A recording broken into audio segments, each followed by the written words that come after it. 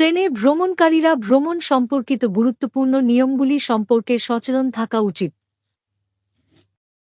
বিশেষ করে যখন ছোট বাচ্চাদের কথা আসে।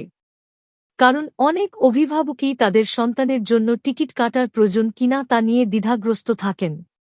ভারতীয় রেলওয়ে শিশুদের জন্য টিকিট বুকিং সম্পর্কে কিছু স্পষ্ট নির্দেশিকা জারি করেছে, কিন্তু অসম্পূর্ণ তথ্যের কারণে প্রায়শই মানুষকে জরিমানা দিতে হয়। কোন পরিস্থিতিতে এটি ঘটতে পারে এবং কত বয়স পর্যন্ত ভারতীয় রেলওয়ে শিশুদের জন্য টিকিট কাটা বাধ্যতামূলক করেছে সে সম্পর্কে আমরা বিস্তারিত তথ্য দেব।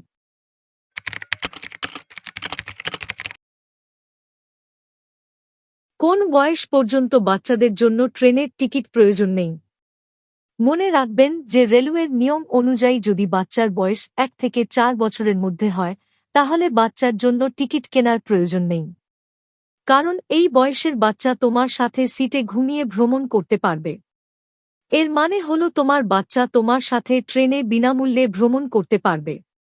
কিন্তু যদি তুমি ট্রেনে বাচ্চাকে ঘুমানোর জন্য আলাদা সিট বা বসার জন্য আলাদা সিট চাও তাহলে তোমাকে টিকিট বুক করতে হবে। এমন পরিস্থিতিতে তোমাকে টাকাও দিতে হবে। কিন্তু যদি তুমি বুকিং করতে না চাও এবং তাকে তোমার সিটে বসাতে চাও তাহলে 4 বছর বয়স পর্যন্ত বাচ্চার জন্য কোন টিকিট লাগবে না।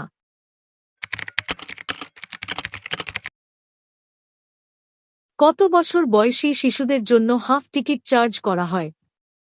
যদি শিশুটির বয়স 5 থেকে 11 বছরের মধ্যে হয় তাহলে আপনাকে টিকিট কিনতে হবে।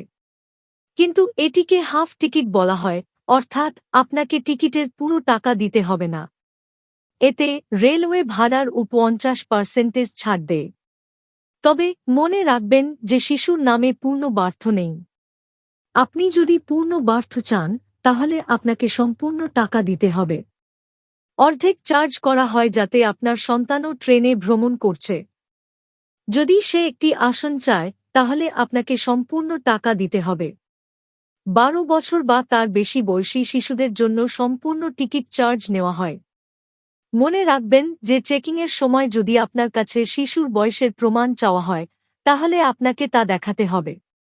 যদি অফিসার নিশ্চিত না হন তাহলে তিনি আধার কার্ডের মতো গুরুত্বপূর্ণ নথি পরীক্ষা করতে পারেন।